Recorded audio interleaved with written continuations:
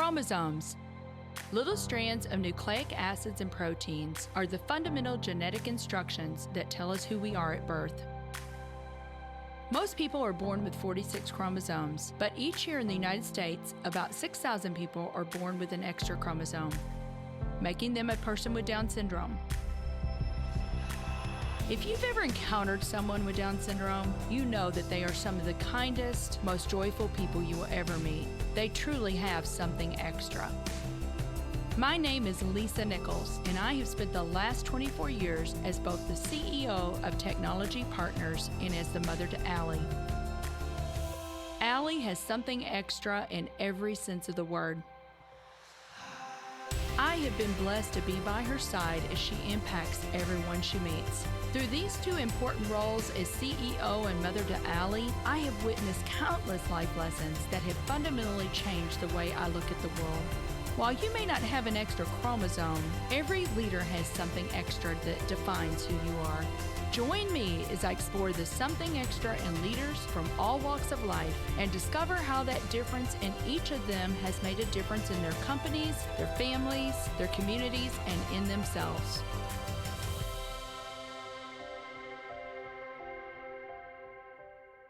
If you like this episode today, please go to Apple Podcasts or wherever you listen and leave us a 5-star rating.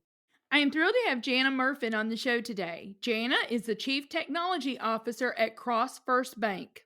Well, Jana, welcome to the Something Extra podcast. I am delighted that you are making the time to be on the show today. Well, thank you so much for having me, Lisa. It was so kind of you. Well, you and I met at the National Orbeez in Boston and just had a really good time. So I always say I did what all good podcast hosts do, and I invited you on the podcast so I can spend more time with you. That's right. We connected at the Inspire CIO Converge 2023, and I think we made several connections over just technology, leadership, careers, family, and it was great getting to know you, and we've continued the conversation since then. We sure have, and that's wonderful. So I'm just going to say, if there are any technology executives out there and you've not got involved in Inspire and Converge 2024, I believe it's going to be in Dallas. I promise you it will be worth your while. There will be a great return on your investment because you get to meet amazing people like Jana. But Jana, you're the CTO for Cross First Bank in Leawood, Kansas. And I believe, weren't you a finalist for the Kansas City CIO? I think I was in 2022 or 20. Yeah. Yes, 2022. 2022. You've been named Ingram's 40 Under 40 for exhibiting the highest level of integrity, entrepreneurial thinking, leadership acumen, as well as industry and civic involvement. And I cannot wait, Jana, to introduce you today to our listeners, because I know that your wisdom is going to help them on their own leadership journey. But tell me about the story about you growing up. I don't even know where you grew up. I want to know where you grew up, what you like to do as a young girl. Well, I grew up in Des Moines, Iowa, my entire childhood in the same house with my parents and two siblings. And, I always had, I would say, a competitive drive from early on. And I started playing soccer at a young age. And that was really my passion and love. Was playing soccer, and then as I got into middle school and high school, fell in love with running as well. And so just had a lot of fun growing up, but I learned a lot of life lessons playing sports. I learned how to win, and I learned how, most importantly, to lose. And I also knew, I remember vivid memories of, maybe someone got, the starting position over me, and what did I need to do to earn it back? How did I, work hard to improve, not only individually for myself and what I could do for my team. So there was a lot of tough lessons growing up on that I've translated of how I've learned to handle that in the real world as an adult. So, after graduating high school, I went on to Miami University in Oxford, Ohio, and graduated from Miami with a degree in accounting. And so started my career in accounting, working for KPMG. My recommendation still is always to anyone out there, get an accounting or finance degree because it is such an amazing foundation and really helps you in any area of your life or professional career. And started out my career in public accounting on the audit side and spent my first half of my career doing that, and then transitioned into various roles where I just kind of followed my passion and asking questions, and turned out I really enjoyed technology and learning everything about it, and just followed that journey, and here I am today. Yes, as the CTO. There's so much here that I want to talk about. So talking about that makes a lot of sense that you played sports because I cannot even tell you. It'd be an interesting study, seriously, Jana, to go back and look at the number of leaders that were athletes. A lot You of know, technology leaders, yeah, Justin McFarland here, that was the CIO for McCarthy. He played college soccer at WashU. I mean, I just can't even tell you how many. And I know too that there's Enterprise Rent-A-Car is a large client of ours here in St. Louis. And one of the things they look at when they're recruiting young people are athletes. And I think to your point, there's so much that you learn from that competition, learning how to work as a team, learning that every position on the team is important, right? right. And I think there's discipline that you have to really learn on. You put into it, like what you put into it, your level of effort and your attitude, and it drives your results. And I look at it just as, for example, in the real world, if you're planning and putting the level and time and effort into preparing, things are going to go well. It's when you haven't put in the time and you haven't prepared. Um, I enjoy public speaking, and sometimes people ask me like, "Oh, that was great," and I said, "Well, it was great because I practiced." Um, and people don't realize before I go up on and present for anything, I practice, I prepare, and Absolutely. I make sure I have everything I know that I'm going to articulate and say, and the key messages I want to get across. I don't just wing it. And so I think that that's something just that translates to, you can't just wing it in a game. You have to plan, you have to prepare, you have to understand all the roles, how you're working together, what you need to do to contribute, Mm-hmm. and play your part. Um, and all of us have to play certain roles, right? And sometimes you might be more at the forefront, and some you might be a more supportive role, and it shifts and changes. Over time, significantly, and all are extremely important roles. Mm-hmm. So You are it's so, it's been a lot of fun. yes. Well, you are speaking my language, Jana. You are totally speaking my language. I had in one of my roles that I started my career at McDonnell Douglas. That's something else you and I have in common. We talked about, I have a BS in accounting. So I Yes. started while you went to KPMG, I went to corporate accounting with McDonnell Douglas. But after I left Mac, I was at another Fortune 500 company, and my boss was an ex-Marine. And his favorite motto was failing to prepare is preparing to fail. And I so believe what you just said. Someone sees the game, right? Or they see that presentation that you make and they're like, wow. But it's kind of like the iceberg. You saw this part, but you did not see what was under the water Mhm. and how much preparation. I have to give a shout out to our youngest daughter, Allie, who is actually an inspiration for the Something Extra podcast. She was in a dance competition this weekend. Jana, go look at my LinkedIn page, Okay. watch Allie dance. But one of the lessons is she practices so hard. I mean, you see her like dance, but there's a lot of preparation that went into that. So you're totally, totally speaking my language. But talking about KPMG, I have said that so many times now. I went into corporate. I loved my time at McDonnell Douglas. McDonnell Douglas was so good for me, such a good preparation for what I'm even doing today, being a business owner, having understanding of the financials and understanding your numbers is really important. But I always say, I believe like the KPMGs of the world, the Deloittes of the world, I think that's a wonderful place to start. Oh, it is an exceptional place to start. And I encourage anyone that I mentor or anyone that is going through that phase in life that I'm a proud KPMG alumni, and I love that we have events each year to bring us together because they really invested so much in each of us, in training and knowledge and just career. I call it career mentorship and advice, because very few places you can be a 22 or 23-year-old and be sitting and having conversations with a CFO, or sitting and attending, some type of advisory board meeting or anything like that. And you really get to view end to end the entire company, their processes, their controls, their financial statements, what's working well, what's not.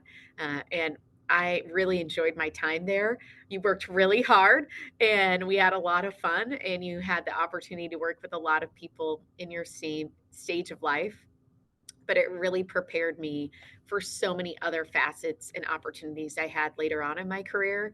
And, technology, we're usually the highest and most complex budget for any organization. And so I can manage that really well because of that background and foundation that I gained at KPMG. And I think the other key lesson that I really took away from KPMG was the investment in mentorship and training. So every year, if you were a second year, you were training the first years. If you were a third year, you were training the second years. And that philosophy, I think, is so important in, all of our careers. Is how are you offering that mentorship? How are you training, sharing the wealth of knowledge? I call it, instead of being a hoarder, being that sharer of the knowledge. And how do you have that cross training amongst your teams? That's something that we're really being focused on and intentional in my team right now, is just how can we be intentional of cross training amongst our teams? How can we provide that knowledge share so that we don't just have a few people or one person that knows everything? How can we share that? And so Hmm. those were some great things that I learned from KPMG. And, um, I'm very fortunate that I was given that opportunity. I did not know that about KPMG, but I absolutely love that because one of the tenets of good leader, Jana, is to build other great leaders. And so I did not know that the second year is teaching the first year. I did not know that about KPMG, but I love that. It's kind of um, there's a phrase out there, lift while you rise. So while you're rising, you're lifting other people. And I think especially, and if we get time, we'll talk about this a little bit, but I especially think women should be doing that for other women.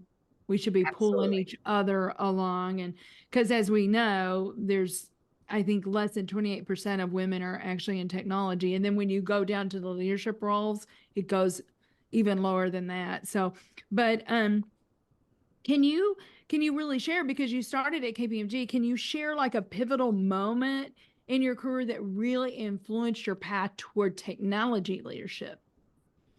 Yeah, I was working at a data center company at the time, and we were thinking about going public. And I just kind of raised my hand to say, yeah, I'll help with like the Sarbanes-Oxley controls and everything, because I had that experience and background. And then when I started doing that, I started uncovering all of the ITGC and all of these other controls we needed for the data centers, and really learning our business, and then learning about HIPAA compliance, Graham-Leach-Bliley, PCI DSS. And so through that, I was learning the business and learning the technology side. And I spent a lot of time with engineers, and I was completely upfront. I'm like, I don't know what you do. Explain it to me. And so then I would ask questions and ask them for clarification. And then I was learning, and they were really welcoming and so nice to me. And then I realized that I had a skill, because then I was able to go back to our executive team, and I could summarize and share, both from a financial perspective, a Mm. business perspective, and a technology perspective, everything that we were working on. And I learned that, oh, I think that this is a unique skill that I think I can focus on and hone. And I realized I really liked it. And I was energized by it. So I just kept raising my hand. I didn't have a goal for any title. I didn't have a goal to even set out that I was even exactly going to jump into the technology path. I just kept raising my hand of saying, I think I'll work on that special project. I think I could do this. And then sometimes, and then also I had some individuals ask me to do some things. And at first I was a little nervous. I'm like, I don't know I don't have all those answers. And they're like, well, you'll figure it out. And so through that, I found I really enjoyed the learning side from the technology perspective. And I also realized I didn't have to have all of the answers. I could build the trust and build a team that had the expertise, and really just that catapulted, um, you know, where I continued my journey. And then I just continued following that path. And then that gave me, it opened up another door that I was able to take on kind of a director role in technology, and I learned a lot there. And I just focused on asking questions, learning, and I always just focused on walking into the room, making the assumption I'm not the smartest person in the room, and then I needed to listen and learn from the others so that we could come to the best decision. Mm-hmm. Wow. That my brain is firing on all cylinders here because there's so much packed in, so much wisdom and sage advice packed into what you just said. Jana, that whole journey, what you just said, because you said sometimes I was asked to do certain things. Sometimes I raise my hand. Very important lesson. Sometimes you just raise your hand. Dana Lorberg was, before she retired, was an EVP for MasterCard. And I remember her telling me that she raised her hand a lot. In fact, she raised her hand sometimes for the projects nobody else wanted. But it was one of those things that she did. Yeah. Just, I love what you just said about learning to lead. I had another leader on the podcast that global CIO for an organization. And she said, really, she goes, I don't know. There's no way I can know everything. She No, said, it's no one really, can. no, she said, it's really 80-20. She said, 80% of what I do is focused on leadership, building my team, leaning into my team. Then the other 20% is technology. You don't have to know everything, but you definitely have to be able to build a team. You have to have the humility to lean in and say, teach me. I don't know this particular area. And then obviously you have to have the passion to want to learn, because if you don't have the passion to want to learn, it's going to be hard to really move forward. But you've had several roles in technology now. You've had a great career, Jana. Now you're the CTO for this wonderful bank in Kansas City. But was there a mentor or two along the way that was really instrumental on your path? Yeah, that's something that I've shared several times with others. I had I call it a I was in my late 20s, and I had two of my children, two of my three children, and I remember I was just kind of it was stressful in my life at that point. And a gentleman who I worked with, he was actually, I was the client, he was my partner. He was working on an engagement for us, and he's like, who's mentoring you, who's providing you guidance? And I looked at him and I was like, no one. It's like, who are you? You really need to talk with someone. Well, it turns out he was my first mentor, and he really provided me so much feedback of just how to approach things in my career, how to also, he was very helpful in navigating how I was managing things from both a personal and professional perspective. And it was really helpful. I felt like to have his perspective. And then he talked to me about it. He's like, you need more than just me. He's like, you need your own kind of personal board of directors. And so that was just kind of that phrase that I was like, that it just clicked with me. And it took time. Like when I share this with people, they're like, how do you suddenly have multiple mentors that you meet with on a regular basis? I'm like, well, you just don't, it doesn't just snap and happen over time. Mm-hmm. It's these relationships you build, and you build that trust, and then you recognize, okay, this is someone I can really trust and learn from. And I always encourage, I have mentors, on my personal board of directors, some that are in the later stage in their career. Sometimes they might be even in a similar stage in my career. Men and women, both inside and outside of my current industry.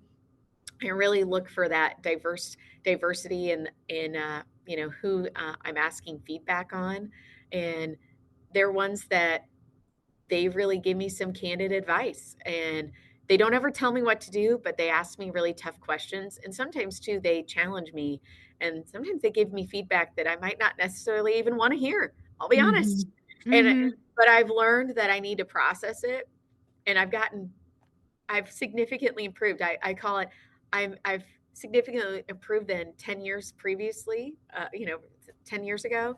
And I look at I need to continue to work to improve, and I'll be better 10 years from now and 5 years from now. I think if you aren't just looking to continually evolve and learn from everything, that's when you're stagnant. And that's been, I think, the biggest blessing in my life. And they're able to help me both personally and professionally, because there's been moments that are, I'll be honest, they're tough. And Right. sometimes you don't know how to handle certain situations. And those are my mentors that I call. I'm like, how do I handle this? How do I handle this Mm-hmm. conversation? What have what things should I think about? And they give me different viewpoints so I can look at it in a better lens. Because I think sometimes we can only see this, but if you talk with your mentors, then you can see a broader perspective. It is so good. There's a proverb that says, there is wisdom in many advisors. And sometimes we get in trouble when we don't have those advisors or there are other voices and perspectives Yeah. around us, right, Jana? So I love that. You are described, though, as a forward thinking leader who blends classic business training with leadership and technology and innovation. I know that you're an early adopter. You've been said of you're an early adopter of emerging technologies. What technologies, Jana, have you seen in the businesses that you've been a part of that have really made a major difference on those businesses? And what are you specifically excited about in the banking world? Yeah, I think, over time, over the last, I look at it, the past 15, 20 years, right? Technology has evolved significantly. I remember being one of the first, working with a company when we were one of the first, cloud environments that we were offering to clients, that was, FedRAMP certified.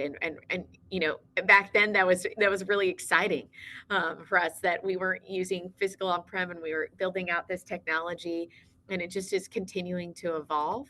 I think that one of the things that is really exciting and prevalent right now in discussions is how can we leverage generative AI. And what I see it as, it's not being used necessarily to eliminate any role. It's how can you augment it to support your teams and help them be more efficient, help them get answers faster. I've talked with, another organization that they've launched that, with their client care center, so they can help get their employees the faster answers to help the clients faster. Um, Working through how we can leverage that from development and writing code and making sure that we can have our team members leverage this expertise and knowledge source in a positive way, but also balancing the challenges and understanding that there's bad actors out there also using that same technology to also infiltrate your environment. So it's this balance right now that I think is a really critical point for not just the banking industry, but all industries. And there's obviously Biden had an executive order on Gen AI here over the last couple months. So that is going to be coming out over the next 150 days. So I think that we'll see a lot more compliance and regulatory requirements coming out over the next several months. But I think all the companies are, I would say, majority of the companies I'm talking with, everyone's trying to figure out what's the opportunity there that balances your risk with their value add.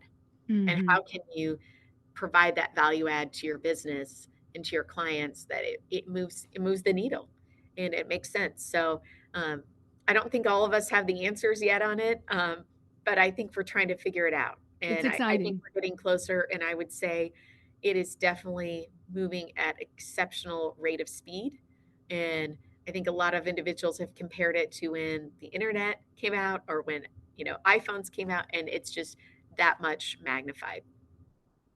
Yeah, I've quoted this a lot, Jana, but I feel like it's really appropriate here. I had Phil Johnson on the podcast. This is probably several months ago. He's an emotional intelligence guru out of Canada. And I will never forget this statement that he made. He said that in this century alone, we're going to have 20,000 years worth of change Wow. because of the way technology is moving and at that rapid pace. But yeah, it's exciting. I know for a lot of people it's a little scary, but I'm with you. I do believe, because I see how there is a situation right now where we're working with a nonprofit, a lot of data for an individual to sit there, Jana, and parse this information and try to categorize it. It would take hours. Where Right. if you've got the right prompt and you've got the right program to run things through, in a matter of seconds, you can have that same analysis done. So, let's use it that way and then allow the individuals to Yeah. go and do something else that is strategic for that organization. So, I could not agree with you more. Well, Jana, I've got a lot more to talk about with you, but we do need to take a quick break, and then we'll be right back with Jana Merfen on the Something Extra podcast. In business, the tendency is to seek out partners who are bigger, faster, stronger. When it comes to IT, you should be looking for smarter, faster, better. That's just what you'll find with the talented technologists at Technology Partners. Our experts develop custom solutions to tackle your most complex challenges, all to simplify your processes in the smartest, most efficient way possible. The time to be swift and nimble starts now. Go to technologypartners.net/solutions and see what's possible. So welcome back, everyone, to the Something Extra podcast with Jana Merfen. Jana is the CTO for Cross First Bank. Jana, some of our listeners may not know about Cross First Bank. Can you tell us a little bit about the bank? Yes, I'd be happy to, Lisa. So, Cross First Bank is a publicly traded bank. We are headquartered in Kansas City. We have locations across the country. We have locations in Denver, Colorado Springs, Phoenix, Tucson, Fort Worth, Dallas, Preston Center, Frisco, up through Oklahoma City, Tulsa, and Wichita. So we are a regional community bank, really focused on serving middle market, um, you know, businesses and serving their lending needs, and also supporting and providing private banking services as well to business professionals. We are, I think, a really unique bank in that we started 16 years ago. So we are in the banking industry. We are young, but we have been a fast growth entrepreneurial company, and we've just really embodied that entrepreneurial spirit in providing extraordinary service to our clients. And that's where I think we've been able to provide, I call it that, competitive advantage and difference, compared to our competitors, in that we really go that extra mile in serving our clients and supporting their needs. And I think that just all goes back to our culture. When we started, we had a business strategy of being branch light, technology focused, and really focused on a culture of trust. And we really lead and live by our 4 C's of character, competence, commitment, and connection. And we really focus on that. And we have discussions on that as an organization. And we make sure that we are living by those values. And it's a tremendous culture that we have to work with here, with all the great people that I'm privileged to have as teammates. And everyone, I think, is really aligned on our common goals and common strategy. And I would say we know how to treat each other nicely and professionally, and really supporting those 4 C's and making sure that if we have that commitment to each other, commit to our clients, we're working together, making sure that we have that connection and communication, making sure that we're all following the character of that integrity and honesty. And it's just been a tremendous organization to be a part of. Jana, I love that. The 4 C's. I just did a post about commitment this morning. So that was funny to hear you say, because commitment, it's the commitment or the lack thereof will change your life, is the quote. But that is remarkable. I had no idea that the bank was that young. Yeah, we're a little over right around 7 billion in assets. So it's been a tremendous journey and story of how much growth that we have had in such a short amount of period of time. And I think that that is a testament to the leadership that we have had and really building a strong foundation, how we serve our clients, how we manage our business, and really proud to be part of this organization. I can see. Well, if you come to Cross First Bank, just strap in because they're, but strap in a good way, and still keeping that grounded in your values, and that's amazing.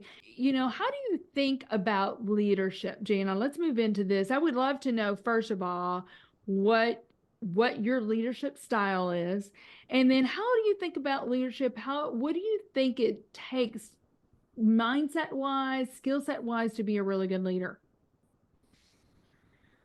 Well, there's a lot to unpack there. I know. Well, let's just start it. What's your leadership style? I've just always looked at first and foremost, if everyone that I work with knows that I care about them, I feel like I'm doing a good job. First and foremost, that's just something that's really important to me. That they know that I care about them professionally, I care about them personally. I really do, and that's just always been really important to me. And that they know that I'm their advocate and I'm going to be open and honest with them and help get them where they want to go and support their goals and their dreams and have that open dialogue. And I'm really proud to say that one of my individuals I previously worked for, she became the CIO after me. And you know and I'm so happy for her and proud of that, because I look at that those are opportunities of how can you help and develop and support individuals. I really look at it again as a learning opportunity. I'm learning from my teammates as much as they're learning from me, and how can I show them that advocacy and support in their journey. Mm-hmm. Well, that builds trust too, doesn't it? When they know that you care, and they know that they can really trust you. And I'm thinking as you're talking, Jan, I'm thinking about Stephen M. R. Covey, not Covey Sr., but Covey Jr., that wrote the book, The Speed of Trust. I don't know if you've read that book. I have read it. Such an amazing book, but his whole premise is you can only go as quickly as there's trust in the organization. So I think your team knowing that you care about them, that you're investing in them, that you want to help them reach their aspirations, whatever that may be, I believe just builds trust. And I believe that as an organization, then you're going to go faster. So I love everything that you just said. Well, what advice would you give? And you've already given a lot of advice, but from a financial and understanding your numbers, and you've already given a lot of advice, but what would you say to younger professionals, and especially women who are aspiring to that level that you've reached in your own journey, Jana? I would recommend, if you're starting out in your journey, the focus of relationships and really focus on, even if it's an area that might not interest you, or really making sure you're broadening your relationships inside and outside of technology, because you need to understand finance, you need to understand human resources, you need to understand marketing, you need to understand all facets of a business. And so the more you can get exposed to individuals in those areas and build relationships so you can gain their insights and build that trust, I think that you can continue to learn and grow. And I think that will accelerate your opportunities, because you'll be in a unique position that's where I say, don't just sit in the technology team and think that you're just going to learn in the technology world. I think you have to look broader. And I think that that really expands the opportunity and frankly, that, the expertise of an individual. And I think then as you focus on those relationships and then making sure that you're raising your hand and you are asking for those opportunities and you're accepting those opportunities that also come your way, even if sometimes they might not seem like a good opportunity. Every opportunity is a good opportunity to learn, even if you don't think so at the beginning. And I'll tell you, I was part of initiatives and projects I probably dragged my feet on a little bit that I wasn't too thrilled about, but at the end of the day, you learn a lot. And you're glad you had those experiences. Well, I love what you just said, Jana, because technology really, and I've heard other leaders say this, that it's really important to not just go within the technology, but really to go broader and build those relationships, because technology touches and integrates with so many of those functional areas. And there may be, a time where technology is working with finance. And if you've got relationships within that finance function, I guarantee you're going to be able to get things done much quicker than if you did not have the relationship. And the other thing that I've heard leaders say is build a relationship when it's not necessary. Don't wait until that happens to build a relationship. So, wow, so much good wisdom there. Well, where do you see technology and leadership, in particular, technology, going in the next decade? What competencies do you think are going to be necessary for the future leader? I don't know if necessarily it will change from what, you need today. I think first and foremost, I think, a strong leader, it has to have strong communication skills. And I think that, like we talked about earlier on how to build teams and build trust, and obviously have, the appropriate technology acumen. But I think it just really goes down to just continuing to have that passion to learn, continue to build those relationships and communicate well. You have to be able to just share that shared vision and goals and be able to explain. I call it always explaining the why behind it, because you need everyone bought in, and rowing in the same boat and in the same direction. And if you can do that, you'll accomplish many things. I love that. I love the analogy of rowing in the same boat. And that, if you've ever been in a canoe, rowing I in the have. same direction, and then, Yeah. some people doing this and some people, Yeah, I think my husband would say that we were not very good at kayaking or canoeing together. We had to right. figure it out. I guarantee you my husband would say the same thing, but it's a great metaphor, right? Isn't it, Yeah. Jana, for teams? And you need Yeah. everyone rowing in the same direction or you're going to go around in circles. So are you a triathlon competitor? I have competed in several triathlons. I have. Okay, I had not asked you that, but I had read something and it just made me wonder. I'm like, I wonder if she competes in triathlons. Wow, what has the training in that taught you about yourself? Well, you can't just show up on triathlon morning day and show up and Right. compete. So you have to prepare. And so there's, you have to plan it out well in advance, several months. So you have to decide in advance that you're making this commitment. And then you have to really plan out when you're going to do your training. And then in triathlon words, it's called like a brick workout, what they call it.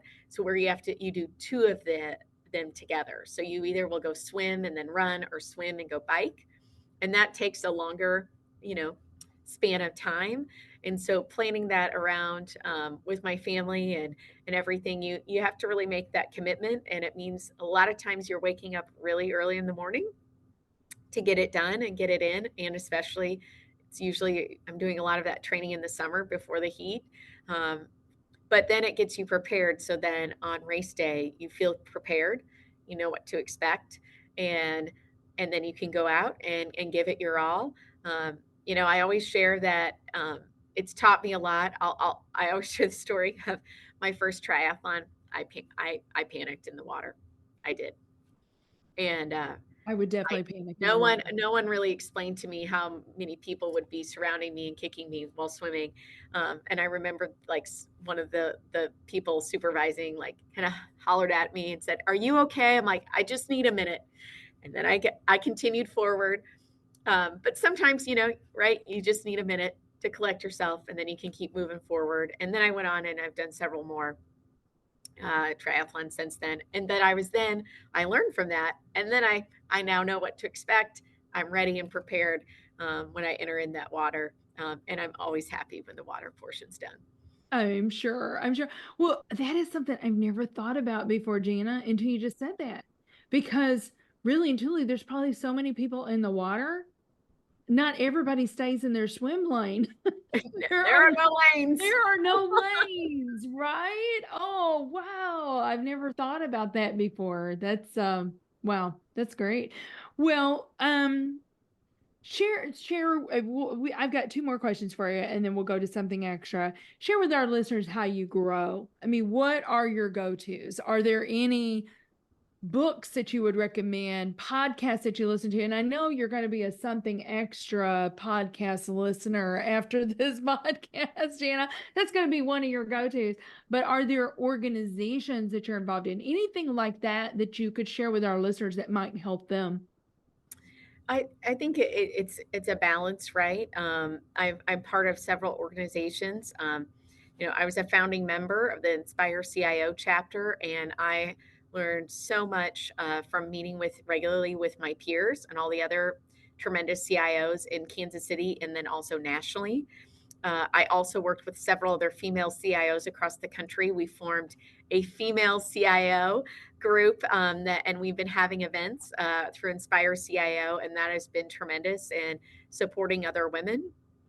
I also have been part of a next generation leadership program where I'm a mentor to several females kind of early on in their technology career and journey. I also serve on boards here in Kansas City in the nonprofit world and get to meet numerous other individuals there. And you learn from processes and everything Yes, you do. going through that experience. And then I also just look at ways that I can learn myself, not only meeting with my mentors, but I know I've listened to your podcast. I also listen to like the CIO Tech Whisperer. I also read a lot. I really enjoy reading. And so I will study up and, make sure that I'm looking at all different aspects. So trying to balance it all. I don't think it's one answer. I think it's a lot of different components that add up together. Agreed. Is there one book that you're reading now or you read recently that really impacted you that you would want to share with the listeners? Can you think of one? I think of Good to Great is a book that I've read that is really good. And just, I feel like it's like a very simplified version of just how you can be a really impactful leader and really make an impact on your team. We also are a strengths organization, Gallup Strengths Finder organization. We really focus on our strengths and do a tremendous job of that. So read it. I've read a lot of books over the years on our strengths and how we can capitalize on those and how we can foster that throughout our team. So I think it's just finding what you're passionate about. I think everyone's different and what they are focusing on. And I think it also depends on where you're at in your career journey and personally and professionally of what you want to focus on. Yeah, two great books, listeners. If you've not read those books, Strength Finders, fantastic book. $20. There is a free assessment in the back. It gives you a code. You can go take that assessment. I would highly, highly, highly recommend you. I read that when it first came out, Jana, but even a large organization here, which I'm sure you're familiar with, Bayer, it used to be Monsanto. Everyone that works at Bayer goes through Strength Finders as well as DISC. And I think it's a wonderful, wonderful tool. So, yeah, one more question before we go to something extra. How do you stay? Because you're a mom, you're a technology executive. You've already said you mentor people. You're very involved in the community in a lot of organizations. How do you stay balanced? How do you stay grounded? Jana? I always say you have to make sure you focus on what your top priorities are, and just make sure that you're communicating that, and know what those are. And I don't have a perfect answer, and I've also learned throughout my career everyone's different. And I think I remember like observing some women in my career early on, and I'm like, do I have to follow that example? Because I don't necessarily want that example. I want to follow this path. Like, this is what really matters to me. And so I had to learn early on that I needed to follow my path and hold true to that. Um, and I think just prioritizing what really matters to you. And like, I know that I'm going to make every effort to make my kids' activities in the evening and make those games and be the ones cheering on them. But I also know I might be doing some things, from a professional standpoint at other times, throughout the week to make sure that I can be there for those moments. I don't think I have a perfect answer in that. You just continue to figure it out and focus on what matters most to you. One of the things that I decided on, I have 3 kids. I don't ever miss a birthday. I don't miss a birthday. And I've been able to hold true to that. And that was just something that I really cared about. So those are just things, again, what works for me might not work for someone else. And that was, I think, my biggest lesson. That's your biggest aha. That's what I think really clicked for me. And then just being open and honest about it. And at the end of the day, everyone knows that I am professional and I get my work done and I know what needs to get done and when. And then they know that my family is important to me and I'm going to make, they will be prioritized and be a priority for me as well. And so, and I think that goes back to the trust and working with great people. And when you have that, I think everything works well. Love it. Love it. Love it. Love it. Could not agree more. Well, tell me this, Jana, this is called something extra. What do you believe is the something extra that every leader needs? I just think number one, just being that supportive advocate for your team members and your teammates and your peers and for the individuals you report to. I think if you are supportive and an advocate and communicate with them well, I think that's the number one opportunity to just always focus on. If you are being supportive, advocating for them, helping them reach their goals, reach whatever strategies and focus opportunities that everyone is working on, I think that's where you have a winning outcome. Yeah, that's good. I've got another book to recommend to you, Jana. Based on what you just said, you're going to love it. If you have not read the book by Jeff Henderson called FOR, F-O-R, FOR. He was the CMO for the Atlanta Braves. He worked, I believe, the CMO or something similar at Chick-fil-A. He's with the John Maxwell Group now, but his name is Jeff Henderson, F-O-R. I will go order that.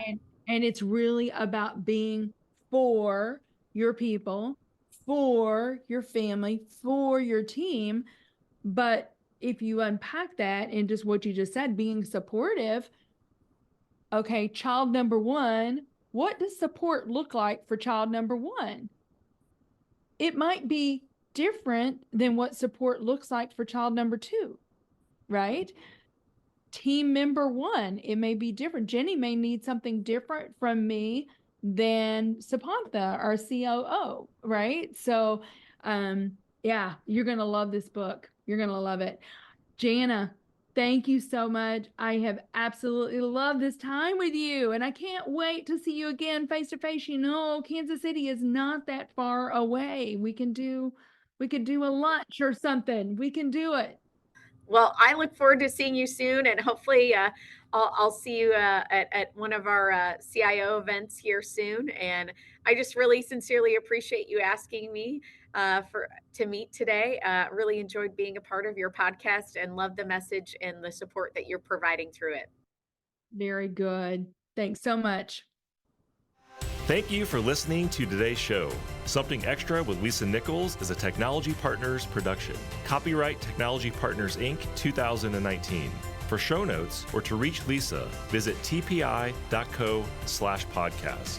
Don't forget to leave a review on Apple Podcasts, Google Play, or wherever you listen.